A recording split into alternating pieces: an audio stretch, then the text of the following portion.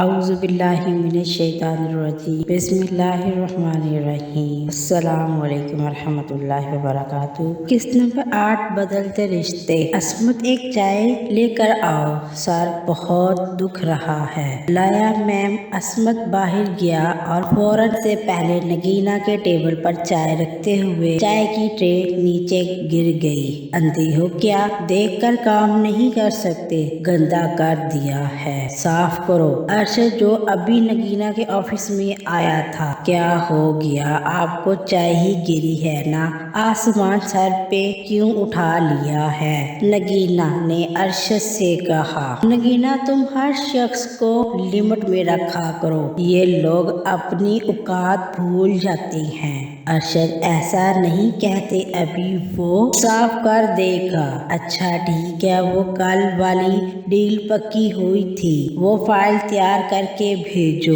آج وہ لوگ ایگریمنٹ سائن کرنے آ رہے ہیں۔ ایسا کرو تم ڈریس بدل لو اور دوپٹہ مت اوڑھنا، وہ لوگ شاید اس چیز کو نوٹ کریں۔ ارشد کی بات سے ایسا لگ رہا تھا کہ وہ اپنی ہونے والی بیوی کو مہرا بنا کر پروجیکٹ لے رہا ہے، مگر ارشد میں آج تک آفس میں بغیر نقاب کے نہیں آئی، اور آپ بغیر دوپٹے کے مجھے ان میں بٹھائیں گے؟ نگینہ جان، آپ کو پتہ ہے ایسا پروجیکٹ کبھی کبھی ہاتھ لگتا ہے اور میں اسے گنوانا نہیں چاہتا۔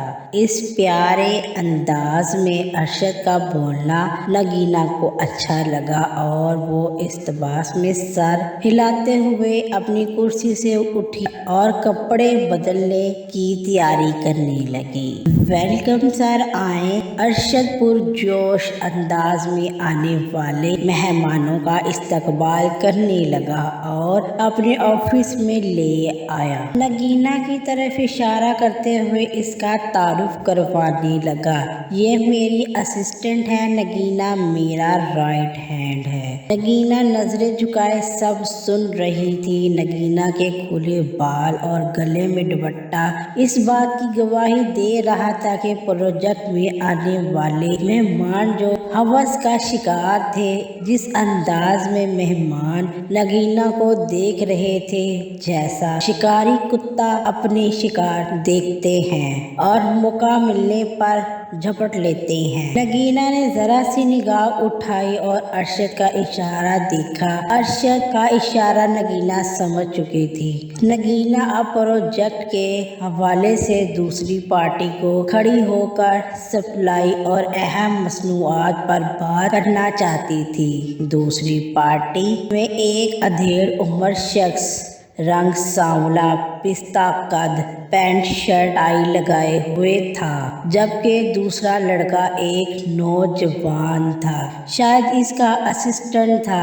ارشد نگینہ کو آگے اس لیے لانا چاہتا تھا کہ اس عمر کے لوگ نوجوان لڑکیوں کی باتیں مانتے ہیں اور اس سے بآسانی ایگریمنٹ پر سائن کروا پائے جا سکتے ہیں۔ تو سر، ہمارا کام یہاں تک ہے کہ آپ کو مال کی پیکنگ کروا کر آپ کو ڈلیور کر دیا جائے گا، اور باقی ضروری باتیں جو ارشد نے نگینہ کو بتائی تھی، وہ سب باتیں نگینہ نے بشیر صاحب اور ان کے اسسٹنٹ کو بتا دی۔ بشیر اس کی بات پر توجہ کم اور اس کے جسم پر نظر زیادہ رکھے ہوئے تھا۔ ٹھیک ہے، ہمیں ایگریمنٹ دیں، میں دستخط کر دیتا ہوں۔ اس بات پر ارشد مسکرایا اور نگینہ سے ایگریمنٹ پکڑتے ہوئے مسکرایا۔ نگینہ ٹیبل پر کھڑی پین ہاتھ میں تھامے ہوئے، سر یہ لیں، ادھر سائن کر دیں۔ شیطانی مسکراہٹ کے ساتھ اس پستہ قد کے آدمی نے سائن کرنے کے لیے پین پکڑا۔ نگینہ کی ہاتھ کو چھونے کی کوشش کرنے لگا۔ نگینہ جھٹ سے تھوڑا سائڈ پہ ہو گئی۔ ارشد نے کوئی بات بھی نوٹ نہ کی، کیونکہ اسے پروجیکٹ ملنے کی خوشی تھی۔ ارشد اسسٹنٹ سے محور گفتگو ہو گیا۔ آج میں بہت خوش ہوں کہ نیا کام مل گیا ہے۔ ارشد، آپ نے اس کی نگاہیں دیکھی، کس قدر خطرناک نظر آ رہی تھی۔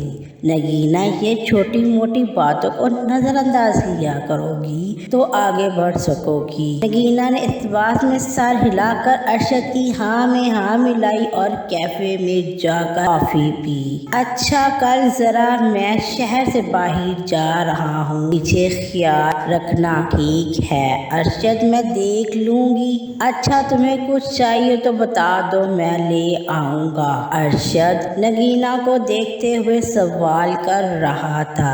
मेरी तरफ देखो क्या बात है, आज बुझी बुझी सी लग रही हो। हुआ कुछ नहीं बस वैसे ही। नहीं तुम बताओ क्या हुआ। वो अरशद इसने मेरे हाथों को छूने की कोशिश की थी, आइंदा इनके सामने नहीं जाऊंगी। नगीना मैंने आपसे कहा है ना छोटी मोटी बातों को दिल पर मत लिया करो। अच्छा ठीक है, इंशाल्लाह नेक्स्ट पार्ट अगली वीडियो में लेकर हाजिर होंगी। वीडियो अच्छी लगी है तो लाइक एंड शेयर कर दें, चैनल को सब्सक्राइब कर दें। अल्लाह ताला हम सबका हामी और नासिर फी ईमानिल्लाह।